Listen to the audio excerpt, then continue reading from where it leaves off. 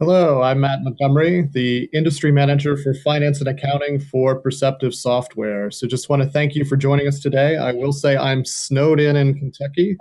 And so while the audio and video might not be quite as good for what we're trying to do, I appreciate everyone taking the time to join us for the AP Automation videocast series sponsored by Perceptive Software. A few things to remember during the live broadcast. If you'd like to submit a question, please click on the Join Group Chat in the lower right-hand of the e-digest. We'll have a Q&A session at the end of the presentation. But to kick things off, I want to welcome Boris Evelson. Boris is the Vice President and Principal Analyst for Forrester Research. He's a leading expert in business intelligence, the methodologies used to transform raw data into meaningful information. He helps organizations define business intelligence strategies, governance, and architecture, then advises them on the vendors and technologies that will help them put information to use in business processes and end user experiences. His current research focuses on the practical and actionable best practices for building business intelligence infrastructure and applications, such as BI business cases, architectural options, organizational structures, and vendor selections. So Boris, welcome. Thanks very much, Matt. Good to be here. Looking forward to great presentation from you and for some challenging questions from the audience. All right, why don't we get the things rolling? So today, well, first of all, hello everyone. Boris Evelson here, as Matt kindly introduced me. Been in this market for over 30 years. You will find my research and my presentation very pragmatic and practical. I don't just sit in an ivory tower and just write about it. For many years prior to joining Forrester, I used to be a hands-on practitioner, so I absolutely know and appreciate the daily challenges that you all face. So to kick us off and to cut right to the chase, we're all gathered here today not to talk about BI, not to talk about analytics. We're all gathered here today to make some money, to help your companies, your businesses make some money. Because at the end of the day, we do not practice business intelligence. We do not analyze data just for the sake of analysis. We're doing this to empower our business counterparts to become more profitable, to generate more revenue, to attract more customers. Luckily, these days, we absolutely have tangible proof of that ROI. This is an example from one of our recent surveys. As you can see, a very decent, solid double and sometimes even triple-digit returns on business intelligence investments.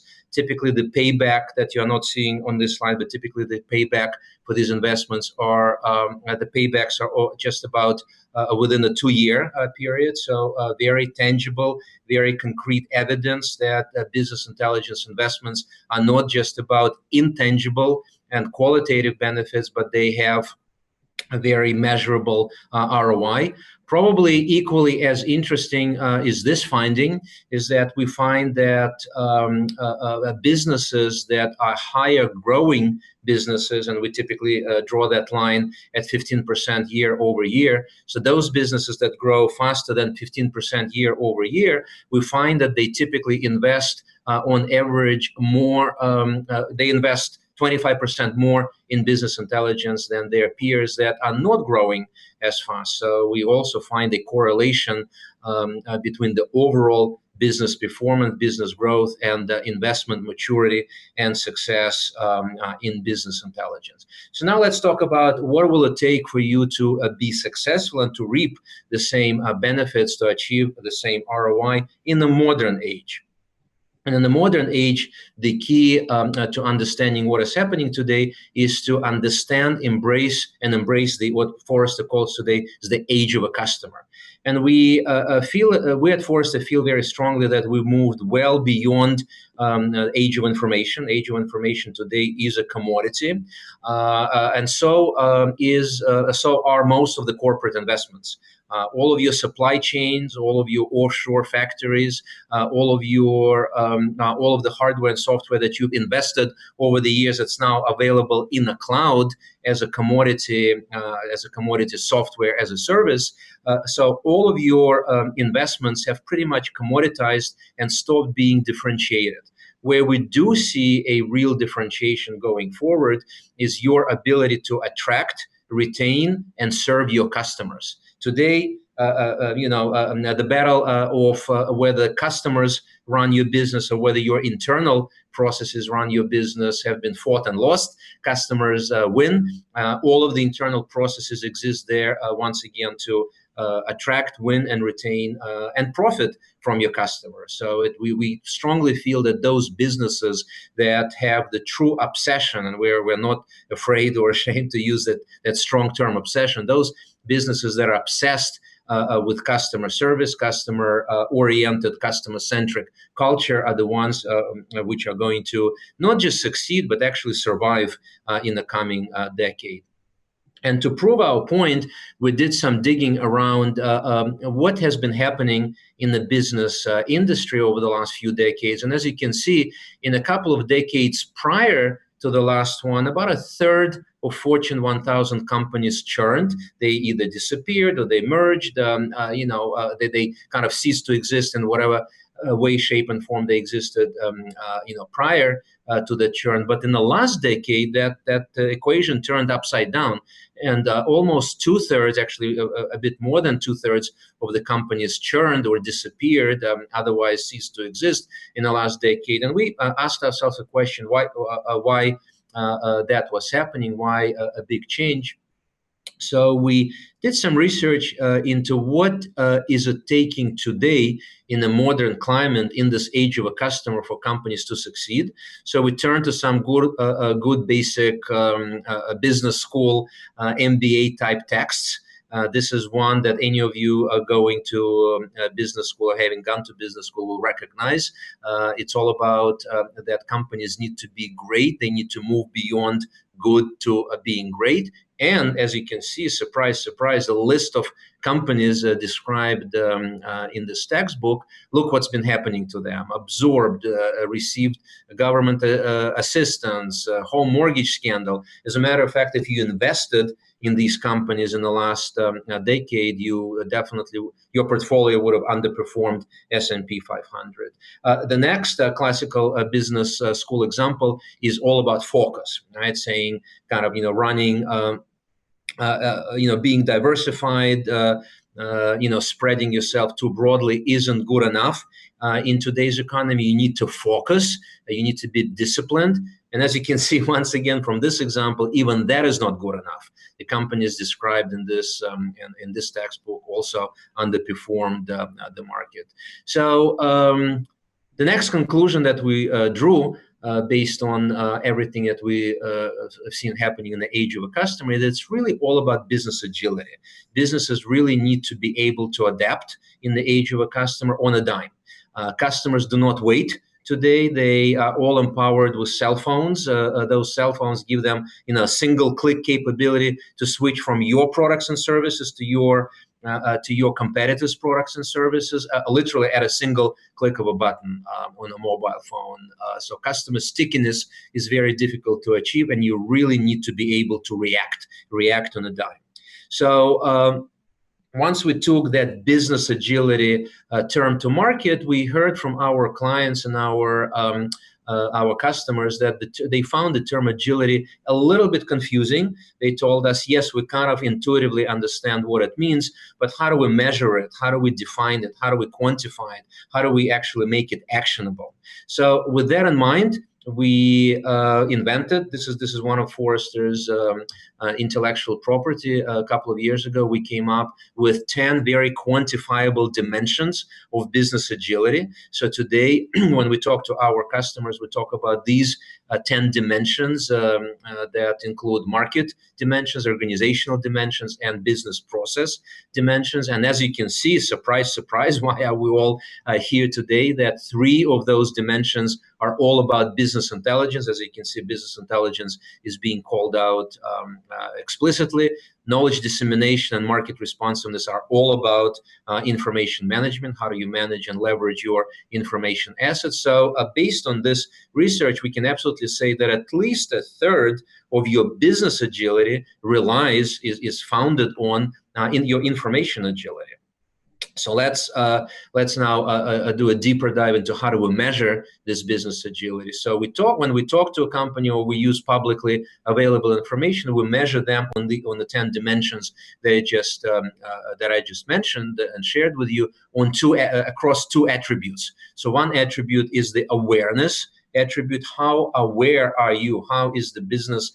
How much is the business aware whether that particular business intelligence, for example, is part of business agility? And the second attribute is how well can you execute on that dimension. So then we plot, and at this point we have about 300, and this is a bit of an outdated slide. I think at this point we probably have closer to 400 to 500 companies in our database. When we plot them on this scale, on these X and Y axis, awareness and execution, as you can see, once again, on the right side are higher performers, those businesses that grow faster than 15% year over year. And as you can see, a direct correlation to their agility, business agility maturity, being aware and being able to execute as compared to their lower performing peers and competitors who are also lower in the maturity scale of business agility. So today we indeed have a tangible, quantifiable way to measure business agility.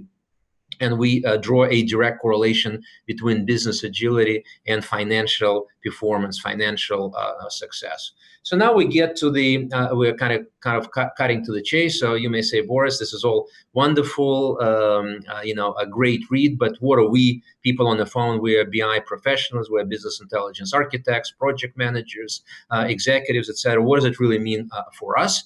And for us, it's all about a business intelligence agility, something that we call today systems of insight, or empowering your businesses with insights. So let's do a deeper dive into that concept.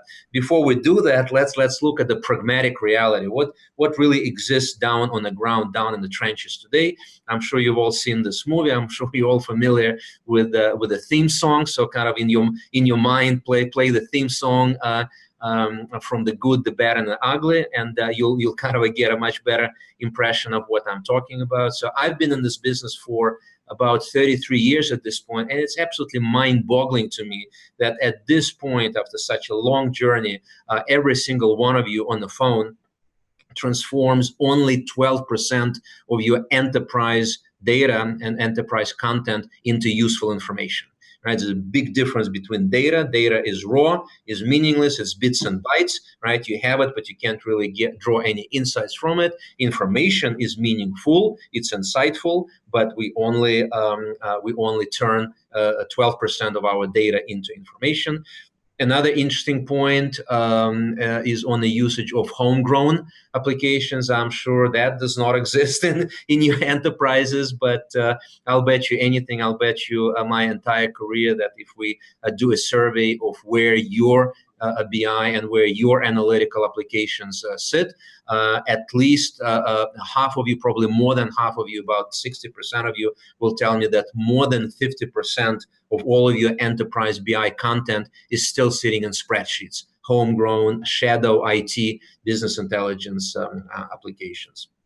So that's the pragmatic reality today. Now we have, some of the reasons that is happening is that we see, for all of the good things that that enterprise BI architecture and applications and platforms provide, we still find that they still have lots of limitations, lots of data limitations, lots of data model limitations. This is a great segue, by the way, for a big data discussion, the whole NoSQL discussion. But traditional environments do limit you somewhat in the way you can model and analyze the data. And a lot of our clients still find the user experience to be still complex, cumbersome to use and navigate, not really intuitive. And that's the pragmatic reality, kind of. That's where the good, the bad, and the ugly comes in. So enterprise BI has its good side, right? It's scalable, it's robust, it can support your mission-critical apps. And homegrown BI has its good side. It's agile and it's flexible, right? There's nothing more flexible and agile than spreadsheets. Right, but the bad side, obviously, enterprise BI is very complex, quite inflexible, doesn't really work in the age of a customer very well. And homegrown shadow BI, spreadsheet-based BI, that just doesn't scale. There's a huge operational risk.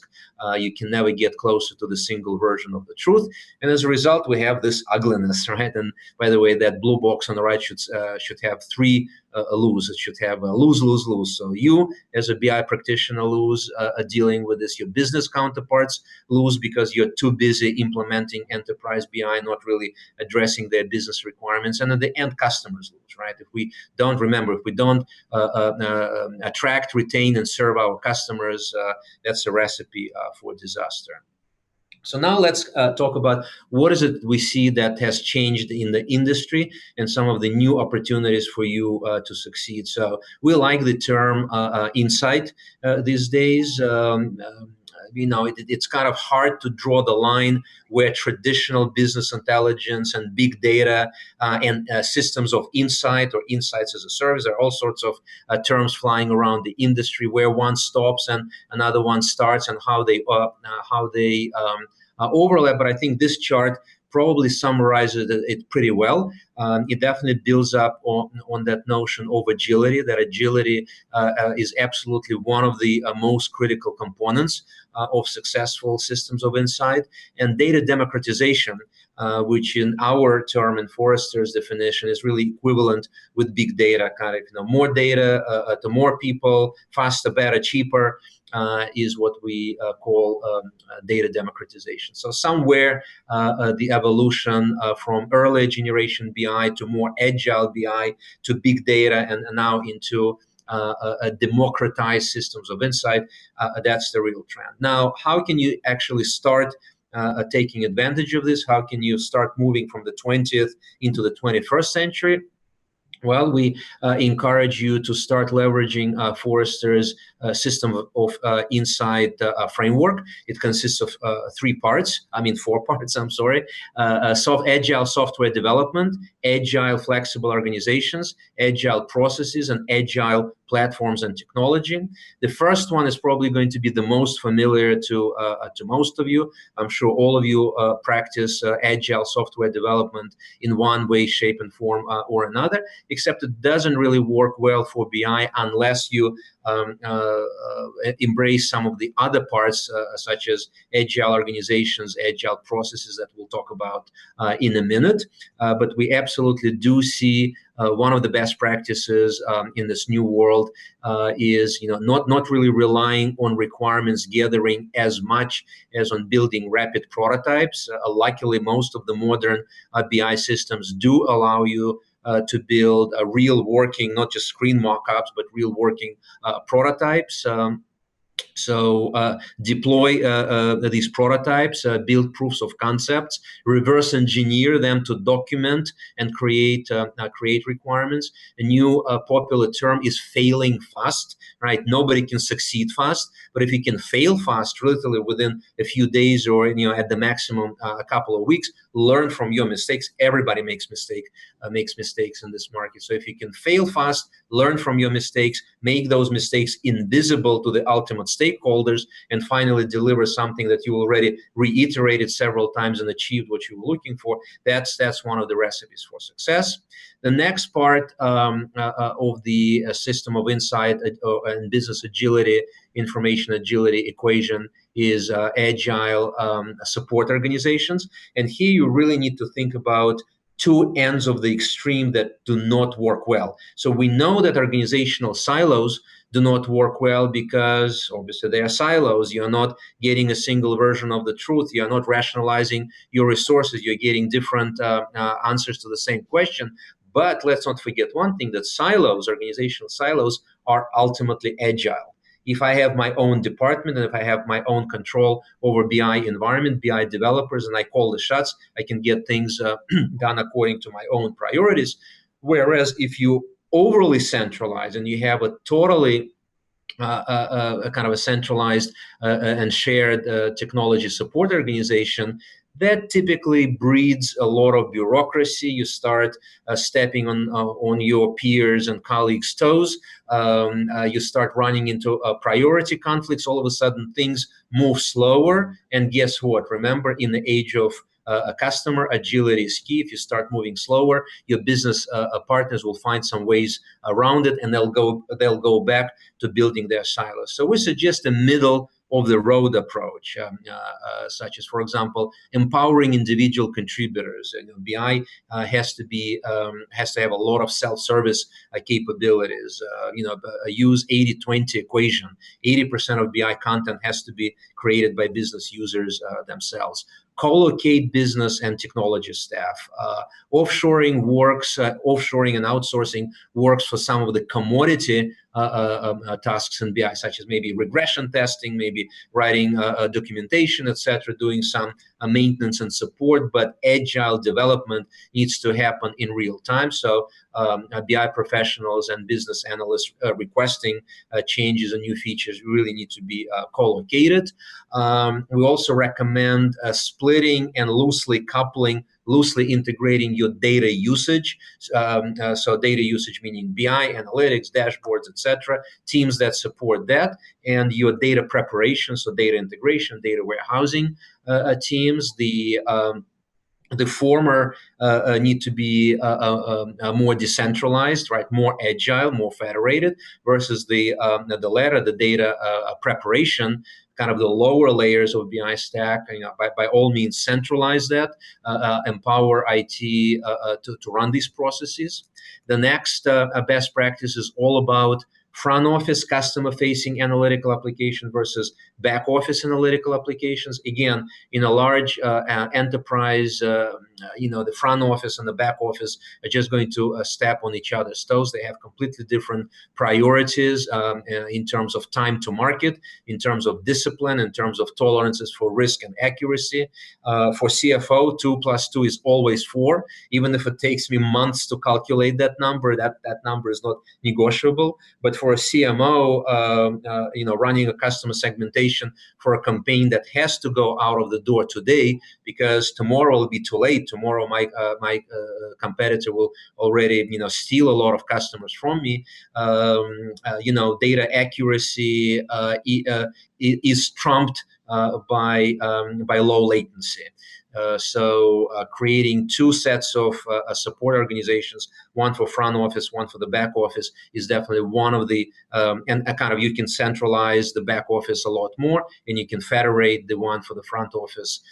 That's one of the best practices. And at the end of the day, basically take a look at your business organizational structure, right? And one of the best practices is that BI support, analytics support, has to mimic that organizational structure. Now, BI is very different from a lot of other enterprise applications and software. BI, we firmly believe that BI organizational structure has to mimic your business structure. So if your finance and HR and other back office functions are centralized, by all means centralize your BI support organization. But if your marketing and sales are very much federated, because you may be selling and marketing to North America completely different products to completely different customer segments that you're selling and marketing, let's say in Asia Pacific, then these 2 organizations need to be supported by their own BI support organizations. The third part of this agile BI systems of insight equation is this 3-tiered architecture. We typically do see this 80-20 rule in enterprises today, and I think I already mentioned it, that about 80% of all BI content is created by business users themselves in spreadsheet. So rather than fighting this trend, because we've been fighting it for the last 30 years and we pretty much failed, we say embrace it, but rather than letting people continue to work in spreadsheet, give them modern tools. Give them, in-memory technologies, self-service technologies, basically empower them with BI tools that provide these ultimate sandboxes, right? Ask yourself a question. Is my BI tool allowing my business users, is my enterprise BI platform allowing my business users do pretty much anything that Excel allows them to do? And if the answer is yes, you provided that ultimate sandbox, right? And the major difference between a sandbox and based on your enterprise BI tools versus spreadsheets is that you can share your BI content, right? You can, whatever you created in your sandbox, you can just at a click of a button save to the shared environment, where your business users can now leverage what your business partners can leverage what you've created. And much more importantly, technology management, IT staff can now monitor what you're doing, and they can proactively and selectively promote your self-generated self-service content, which may be great content, but it really hasn't gone through all of the all of the discipline that a mission-critical enterprise app is supposed to have: security testing, quality assurance, backup, redundancy, load balancing, et cetera, et cetera. So that's kind of monitoring what business people do in their sandboxes and supplementing your requirements gathering for your production environment by monitoring what they do is one of the best practices that we see lots and lots of our clients implement. And last but not least, everything that I talked about in the last 20 minutes in terms of best practices is very hard to achieve unless you're using some of the latest and greatest agile BI, big data technologies. Relational databases are great for repeatable, scalable processes, but we all know that they are not agile. So the time to rip and replace anything hasn't really come yet. We will never recommend that for the foreseeable future, but at the very least, start considering and supplementing your traditional BI environment with some of the latest technologies that will make you much more agile. So no SQL for exploring your data model without kind of a hardened and inflexible data model. Empower your business users with a self-service BI. Move some of your processing into cloud, which is very elastic. It can shrink and grow with your business needs. Put your BI on mobile devices so that your business people can make decisions, not when I get back to the office, which in the age of a customer may be too late, but right where they need to make the decision. And then base your analytics not just on data, but on content. Lots of data in the enterprises is unstructured, and also on process analytics. This is, by the way, something that I know Matt from Perceptive Software is going to cover, because not all data points come from databases. Some data points come from a state of a process. So that's the fourth part of this agile BI or systems of insight concept. So in closing, just wanted to once again walk you through this pyramid, where the reason we're talking about these new systems of insight, which are all based on agile BI technologies and processes, organizations, and methodologies, we do use that. We do recommend agile BI in order to support business agility, and business agility is an absolute key to success and just to even surviving in the age of a customer. So hopefully, if you follow some of the recommendations from today's webinar, you can potentially have the cake and eat it too. You can combine the robustness and scalability and mission criticality of enterprise BI environments with all of the agility and flexibility of home-grown BI in a win-win-win situation. So that let your business counterparts concentrate on customers as opposed to concentrating on integration and requirements gathering, and you as a BI practitioner can provide them with best practices and the right technology. So thank you. Hopefully this was useful. Looking forward, Matt, to your part of the presentation, and then looking forward to some questions. Okay. No, thank you, Boris, very much. We actually do have a couple of questions here. One was you talked about co-locating the business and technology staff for Agile support. How does that work, or how have you seen that work with your customers in a global shared services model? Yeah, so it doesn't. That's the simple answer to that question. So if you go back to my organizational kind of a best practices slide, that's really the answer to that question, is finding some kind of a middle of the road. Recognizing that BI, analytics, big data is a very, very different animal from anything else. It's different from ERP. It's different from CRM.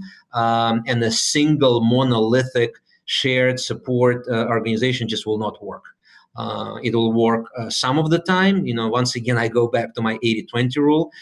It'll work in 20% of the time, but it will not work 80% of the time. So you need to find alternatives. You need to find kind of a middle of the road approaches that I described here. Kind of concentrate on centralizing your data preparation, your data foundation, right? But leave data usage more federated, more decentralized as one of the examples. No, that's absolutely great. I thank you.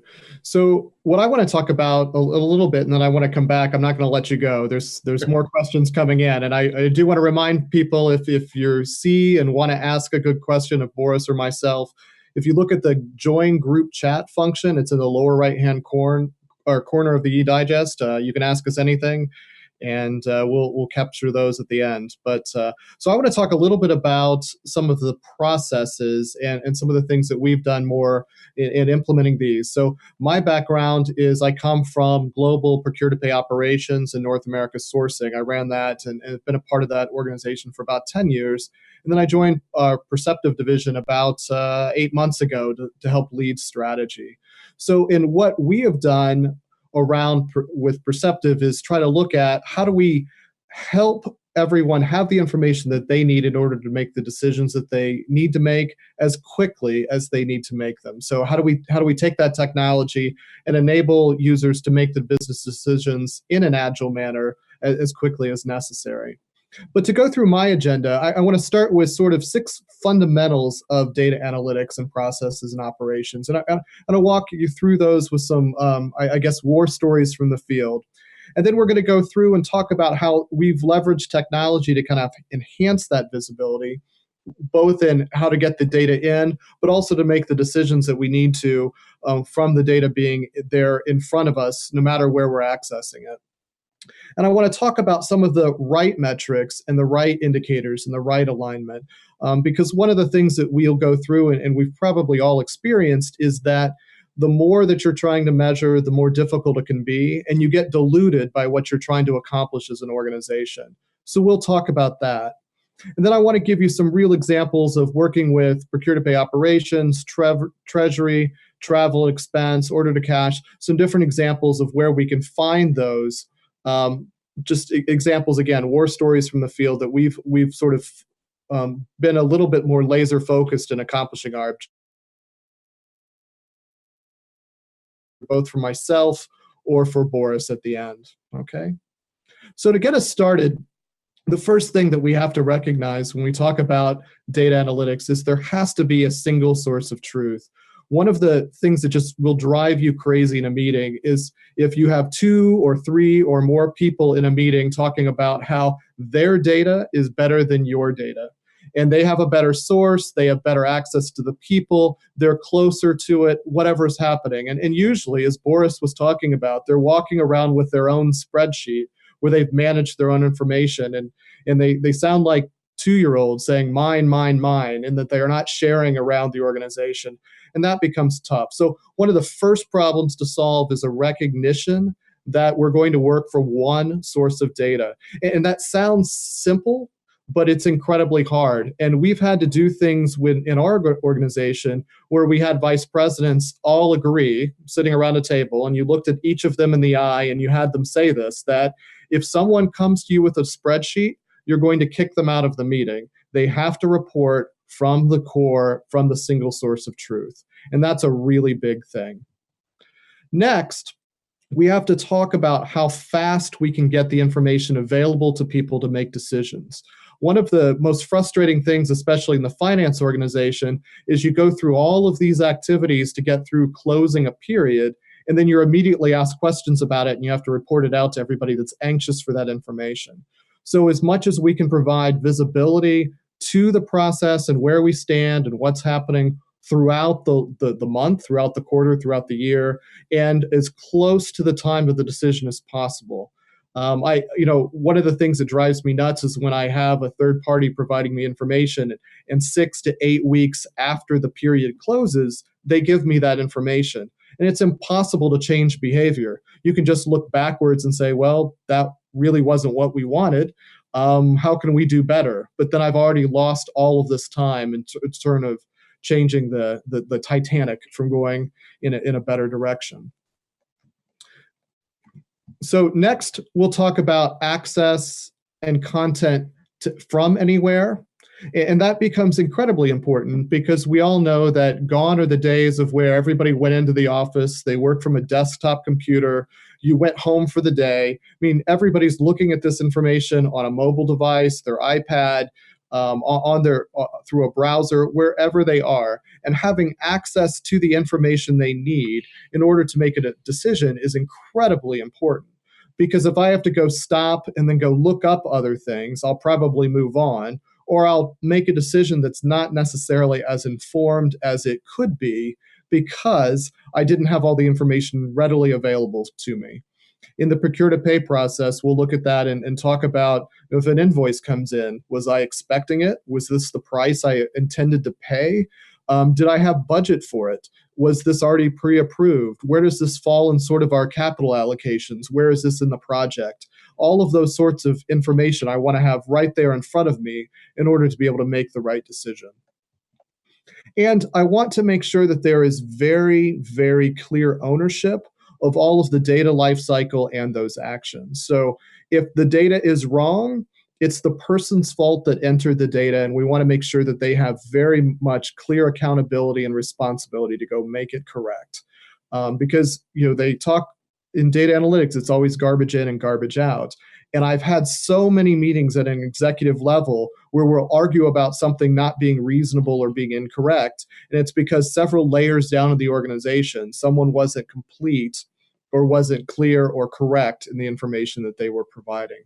And so that becomes incredibly important in getting that information right and holding everyone accountable to the information. One of the things that we'll do as well is we'll make that data accuracy visible. So we have metrics around that just to kind of show where folks are performing so that everybody understands that this is important. You must do this. This data is what's driving our business forward. So we absolutely have to have that in place, accurate for everyone. And then we have to make sure that we understand what we've done to the data from its source. And this was one that we overlooked. I will be perfectly honest. And then you just get tired of having the conversation, the meetings where people don't believe the data. And you have to talk about, well, the data started in this manufacturing process, or the data started in this HR system. And then what we did is we did a selection just based on this criteria.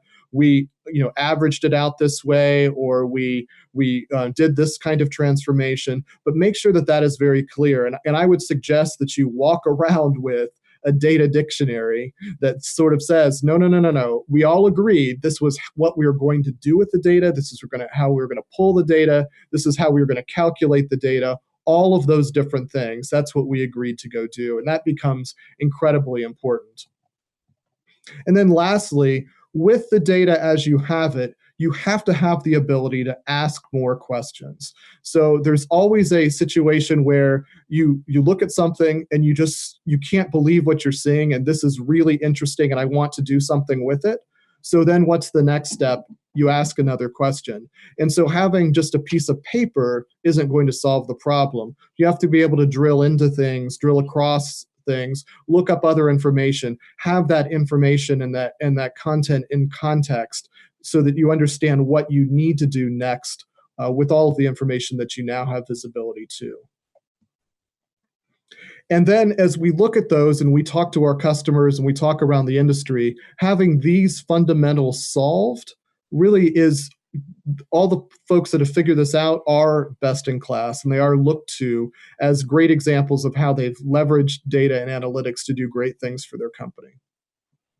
So what I'd like to talk about now is a little bit about how we leverage technology to enhance that visibility. And these are 4 fundamentals for me, and I talked about it in the last webinar, and I'm stealing the same slide, not because I'm lazy, but because it's really important.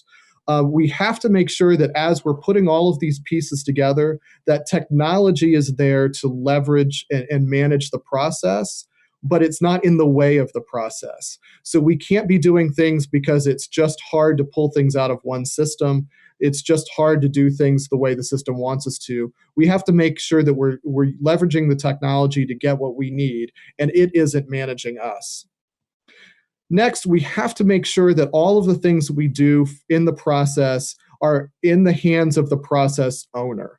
So if the process owner has to go engage IT to go do the work, it's not that I don't appreciate all the work that IT has to do, but they have other things on their plate and it takes time. You want anyone that needs to adjust or manage the data, to manage the processes, to be able to do that with a single click, to be able to do things with drag and drop, and to manage their own life versus having to engage so many others. As Boris talked about, there's no way that you can be agile if every time you need to go make a slight change, you have to go pull in an army of people to go get this done.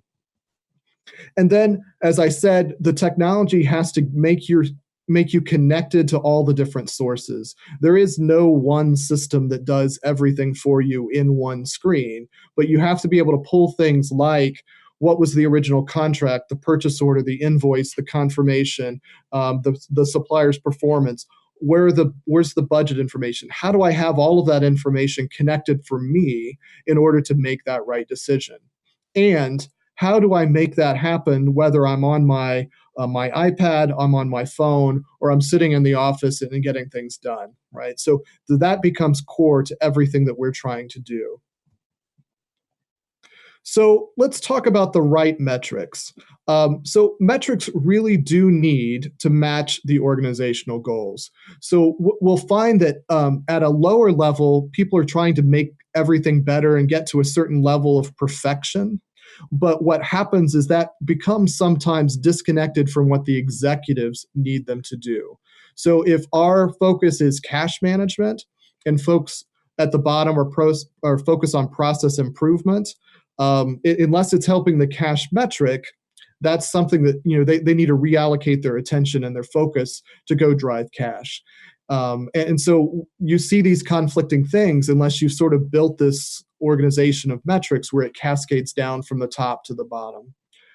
The other thing I would talk about is that perfection is costly. And when I came from procurement, we were always sort of in a range of answers. When I went to finance, all my financial friends wanted 2 + 2 to equal 4. And it wasn't just 4, it answered 4.00000.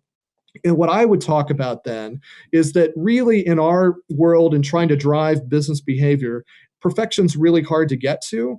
2 + 2, as long as it's somewhere in the range of 3.8 to 4.2, we're probably okay. And we know enough at that point to make a decision and understand things are working in order for us to move on. And so when we looked at different metrics and different process metrics, especially how we were operating, if we spent all of the money to make it perfect, we would have extra staff, extra shift work, all this extra business, and it becomes very, very hard. There is an absolute place for perfection, but the place for perfection is not in every place. The next I would talk about is this. We have to look at metrics in more bite-sized components. So if something's very, very big, like cash cycle, it's very difficult for an employee at the working level to understand exactly how they impact this really, really big metric. So we start to build it into the organization to say, what is your piece of this? How can you drive change? Where do you fit in the overall picture? And make sure that we understand then what they're doing from a leading perspective in order to drive change, and not just evaluating things sort of after the fact with lag indicators. And then fourth, we use a scoreboard just to demonstrate this completeness. So we are looking at everything, and we do different things with red and green colors and yellow, just sort of understand sort of a stoplight, where do we need to focus? But what becomes important then is that we do only focus on 2 or 3 things at most at a time to really give all of our attention. We have to manage everything because we've got to keep the lights on and everything running as smoothly as possible. But to drive big change And by leveraging metrics in what we're doing, we have to focus on just a couple of things so that everybody is laser focused in order to get things done. Otherwise, you'll find everybody is pulling in different directions, and it becomes very difficult to accomplish something big, with any sort of speed. And then we have to have frequent, regular discussions to drive improvements. What I've seen is we have a scorecard in a lot of situations where we'll review it monthly or quarterly.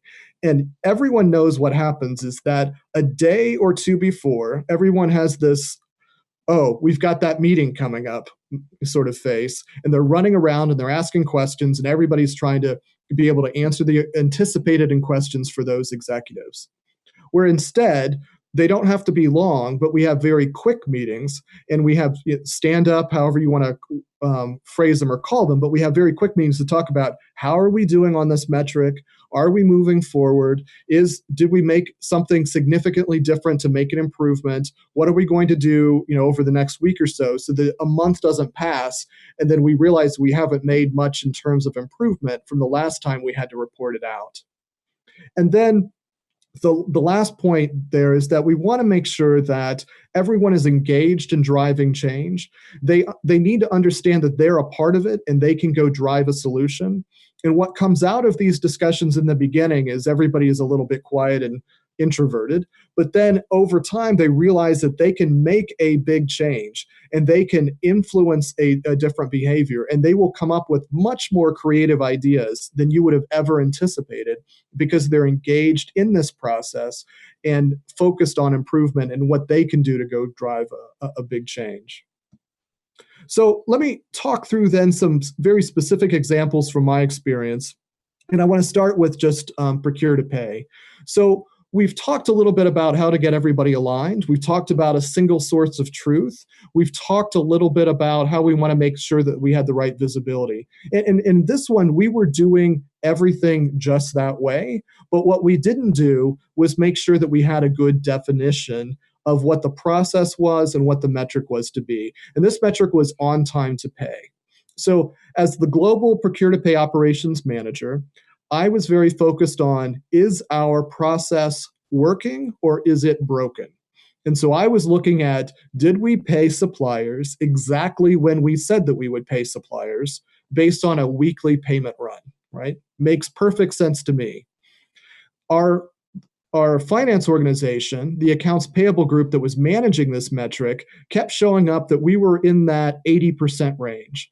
And it was making me pull my hair out because I didn't understand why we were off from the metric as we would have expected it.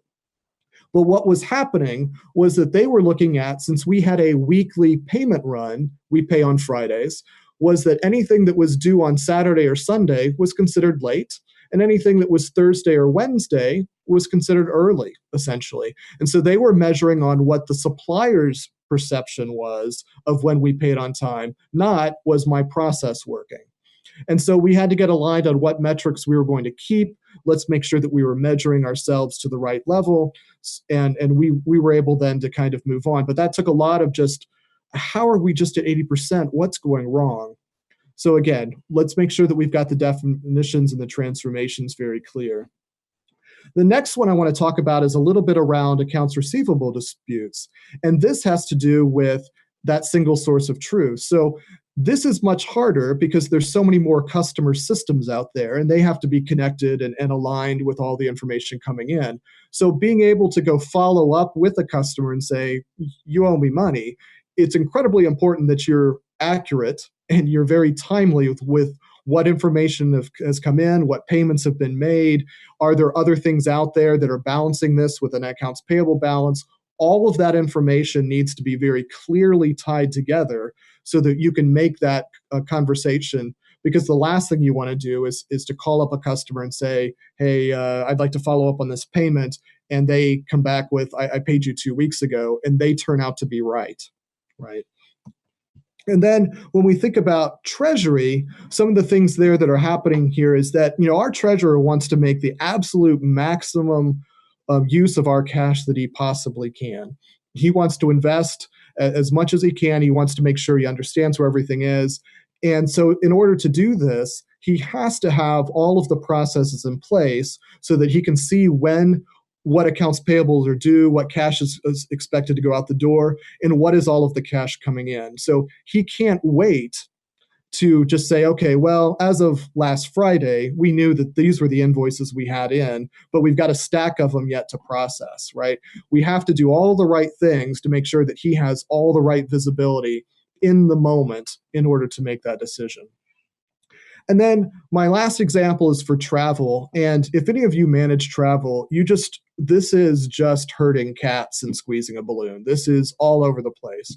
But what we have found, and there's so many things happening then in the marketplace where the carriers are trying to drive different behavior, the hotels are trying to drive different behavior because everybody's in this to make money, which was Boris's original point. But we have to understand what is the total cost of this behavior. Excuse me. So what happens is we were trying to drive folks to book 14 days or more in advance. And we were encouraging some painful things to happen to make it harder to go on a trip if you didn't do that 14 days in advance.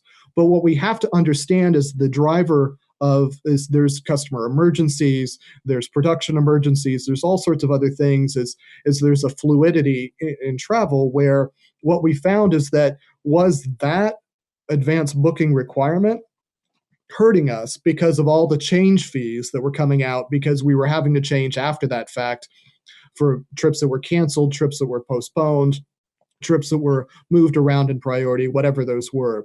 So as we look at all of the metrics, that's an easy one to talk through, but we have to make sure that when we talk about trying to get from point A to point B, we understand the total cost of all the things that we're trying to do. Okay. So with that, I'm going to sort of move this to the question and answer. Again, if you want to submit a question, click on the join group chat function. It's in the lower right-hand corner of eDigest. And Boris, I'd like to start with one that's come in for you. It says, what do you recommend as the first step to move away from some of the homegrown applications to more of the enterprise business intelligence solutions? Just, I guess, helping people get away from the Excel spreadsheets they're walking around with. Yeah, excellent questions and lots of points of entry into that journey. But I think the one that keeps coming up as one of the key success factors is starting to treat BI and analytics, whether it's enterprise or homegrown, as its own data source, right? So trying to understand the usage patterns of your BI enterprise and homegrown applications and making your decision how to start transforming from homegrown to enterprise based on quantitative metrics. It is very paradoxical that we as BI and analytics practitioners try to instill on our business counterparts the discipline to run their business by the numbers as opposed to intuition, right? But we as BI practitioners very often don't eat our own dog food, right? So before you start on that journey, the very first step, just like in any business project, do a current state assessment. Understand, how many spreadsheets do you have? Why are people using them in your enterprise BI environment? Do some digging around. Look at usage metadata, look at database logs, and understand things like, why is it that Department A is using BI, enterprise BI platform more than Department B? What's the root cause? Why is it that for certain reports and dashboards are being accessed frequently versus infrequently? Take a look at, which is easier said than done, but I've had some clients who found amazing patterns using this. Take a look at the number of clicks and the type of clicks that people take in their BI applications. Are they taking a lot of clicks because they can't find things, or they are making a lot of clicks because they're really doing deep analysis and they're drilling and they're slicing and dicing? Are they taking only a few clicks in an application because they're abandoning what they started to look for, or maybe because they found an answer very quickly? So really understand the reasons behind, why is it that people do go back to homegrown application? And if you understand those reasons, then that's the real first step towards creating a plan how to move off it. Which, by the way, with that in mind, we do conduct this research once every 18 months. We call it Agile BI evaluations. And basically, we take this concept of BI self-service. What does it take for a business user to be completely, well, not completely, but relatively independent of their technology counterparts? And we distill that in about 40 or 50 criteria. Some of the obvious things. Can I, for my BI application, can I connect to any data source, right? Can I procure my own sandbox? Can I procure a data sandbox? Can I procure my own application if it hasn't been installed? Can I analyze data in a way, shape, and form that the underlying data model doesn't allow me to do, right? Why is it that people still export data rows and columns to Excel and build their own pivot tables, right? So kind of create that list of why do you think, based on your experience, based on that BI on the usage analytics, why is it that people are still using spreadsheets? And then you can form a foundation for your journey to start moving away. No, great. Another one, I guess. Let's both do this one. It talking to me specifically. It said you mentioned having accurate data at the earliest possible moment as one of the fundamentals of data analytics. What are some of the ways you ensure data integrity is owned by the information providers? And I think that the reporting for me has to be just directly connected to the data. And we could talk about how we pull data out in order to leverage technology in order to do the right reporting. But really, this is about making sure that we've got the information there. We trust it. We understand the process it's going through before we end up reporting it. And there is a little bit of saying that at once a month or once a quarter, I need a lot of things in a very pretty format to present. But that is very different than what I need on a daily, weekly basis in order to manage my operations. Just give me some directional information, give me some actionable things I need to do, and let me get that in the right way. But I have to trust the source that's coming from. So Boris, do you want to comment on that at all? But yeah, I think you actually already nailed it. I really liked one of your slides, one of your bullet points in terms of the cost of perfection. I think that's the real answer to that question, because we know how to create a BI environment with 100% trusted data sources, 100% trusted transformation logic, and 100% trusted metrics and reports. But that's going to cost you an arm and a leg, right? Cost you an arm and a leg, and to do that for the entire enterprise, for all of your apps, for all of your data sources, that's just not practical. So I think the real answer is, a kind of treating that single version of the truth not as an absolute, but as something relative and contextual, right? Who is asking that question? In what context is being asked, and very importantly, and I think you alluded to that, how much are you willing to pay for 2 + 2 that equals 4.0000, right? If I tell you, I'll pay you, million for that, right? Versus you'll charge me only, $100 to make it 3.999, right? And if that 3.999 is good enough for what I'm doing, so that's the real kind of a revelation that I think we all uncovered over the last couple of decades, that trying to create this 100% perfect environment is just not practical and pragmatic. It should be your kind of a strategy, your vision. Obviously, every project that you create, every step that you take should bring you closer, right, not farther away from that vision. But you should really realize that vision is not absolute. It's never going to be 100% achievable. So pick your battles, prioritize, understand the context, and understand, as you said, cost-benefit equation. Yeah. Well, and I think that leads us to a similar question. And I think for time's sake, this will probably have to be our last. But it says, do you have any examples, or can you talk about how you would convince an executive then to focus on a specific metric rather than an entire scorecard to drive an actionable change? And I really have to for me, it's always been that I have to show that I'm operating in control. And if I look like I'm just driving drunk here, there's going to be a lot of focus on what I'm doing. But if I can say that here are my upper and lower limits for where acceptable behavior is happening, here are the things that I'm attacking because I believe that these are the most important and impactful for the organization. And I'm going to focus on these two this month.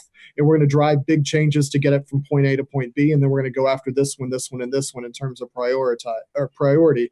But I have to get everybody driving in the same direction to make that change. I mean, that's a conversation I've had, which isn't always easy, especially if the executive doesn't know me and doesn't trust me yet. But I think that's the very open conversation that you need to have. Boris, do you want to add? Yeah, I think it makes sense. It's probably not a single metric, but we definitely see, again, there's got to be a balance. I think, single metric is probably not enough, but hundreds or dozens of metrics is probably too much. I mean, there are all sorts of studies that show that people cannot really concentrate and be focused on more than X number of things. So we typically see a best practice where somewhere in the range of 10 to 12 kind of a dozen metrics is probably a max of what a single knowledge worker, decision maker, executive can concentrate on. And whenever we review project plans and initiative plans, program plans, and compare them, against some of the best practices, right? If we see that somebody wants to build a data model with thousands of metrics, right, and distribute it to every single knowledge worker, we'll say no, that's a huge overkill. So yeah, I think picking your battles. What metrics are going to drive business success? Concentrate on them. No, that's great. And with that, unfortunately, we're going to have to wrap up. But Boris, thank you for being with us today. I really appreciate it. Everyone that's watching, thank you. And we also want to remind you of our next video cast in the series. It's our last in this series, but it's Digital Content Transformation, Advancement in Invoice Processing Automation. And that's going to be Thursday, March 12th, 9 a.m. Pacific, 11 a.m. Central, noon Eastern Time. And for this event, it's my colleague, Charlie Kaplan, Perceptive's Vice President of Global Marketing, will be joined by guest speaker Craig Leclerc, the Vice President and Principal Analyst with Forrester Research. So thank you, everyone, and I appreciate your time.